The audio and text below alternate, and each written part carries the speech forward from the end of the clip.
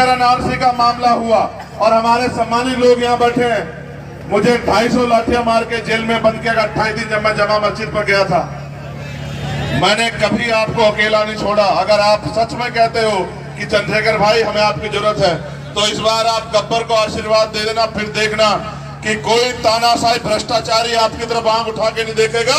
आपकी तरफ उठने वाली हर आंख को जवाब देने के लिए चंद्रशेखर आजाद खड़ा है। और आप जानते हैं, कभी भी अगर किसी कमजोर पर अत्याचार हुआ, मेरे लोगों बताओ, आपके मध्य प्रदेश के नेता आपके लिए लड़ रहे थे या भीम आर्मी आपके लिए लड़ रही थी? आप बताओ, कोई ऐसा मौका बताओ जब आपको निराश किया हो, मेरे लोगों बताओ। तो आप ये भी बताओ कि आपकी वोट पे उनका अधिकार कैसे बैठता है जो आपको अपना नहीं मानते, जो आपकी बस्तियों में भी नहीं आते। मैं आता हूँ गलियों में घूम घूम के। आज तो मेरी मजबूरी है कि मुझे जल्दी जल्दी सभा करनी है, आचार संहिता भी लोगों के बीच पहुंचना। मैं हेलीकॉप्टर से आया, लेकिन वो किराए का है ना, मैं आपके किराए का हूँ ना आप मेरे किराए के हो। आप भी मेरे और मैं भी आपका। मगर ये बताओ, मेरी बहनें यहाँ खड़ी है, मेरी बहनें यहाँ खड़ी है, बीच में दिख रही है, बताओ क्या तुम्हें अपने भाई पे भरोसा नहीं है क्या?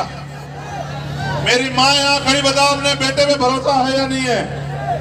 तो जब दूसरों को काहे को अजमाते हो? ये गब्बर समझो, गब्बर नहीं चंद्रशेखर आजाद खड़ा है।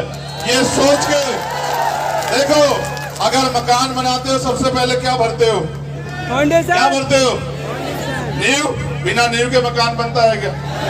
अगर ताकत चाहते हो, जिनके पास राजनीतिक ताकत नहीं होगी उनके साथ अन्याय भी होगा, अत्याचार भी होगा, जुल्म भी होंगे, उनकी जमीन भी दबाई जाएगी, उनके साथ शोषण भी होगा, धर्म के नाम पे उनके साथ अन्याय भी होगा। क्योंकि जिनका शासन होता है उनके साथ अन्याय नहीं होता, और जिनका शासन नहीं होता उनके साथ अन्याय होता। मैं तो आपसे कहना चाहता हूँ, मेरे कंधों पे इतना काम है, मैं यहाँ से छूटूंगा, राजस्थान चला जाऊंगा क्योंकि वहां भी चुनाव। लेकिन मैं ये सोचता हूँ, मैं भी आ रहा था और वो अशोकनगर था, मैं एक गांव में चला गया। गांव के लोगों ने बहुत अपनी वो चादर बिछा रखी थी, मैं इनके साथ बैठा, मैंने माओ को देखा, गरीबी, बेबसी, लाचारी, ना पक्के मकान है, ना एसी है, ना मोटरसाइकिल है, ना खाने को रोटी है, ना पीने को पानी है, ना पहनने को अच्छे कपड़े, कपड़े भी फटे हुए। मेरा दिल जो है रो पड़ा। मैंने कहा बताओ, ये तमाम सरकारें बदलती है, इनसे टैक्स लेती, इनकी तरफ नहीं देखती। क्यों नहीं देखती? क्योंकि उनको आपसे एक ही मतलब है, वो क्या है कि आपकी वोट आपके पास है।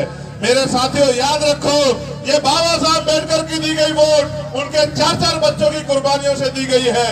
अगर ये वोट का अधिकार ना होता, ये ताकतवर लोग आपकी बस्तियों में भी नहीं आते, आपकी तरफ आंख उठा, आपकी तरफ, आपकी बस्तियों की तरफ देखते भी नहीं, और आपको जुल्म जाति के शिकार होना पड़ता।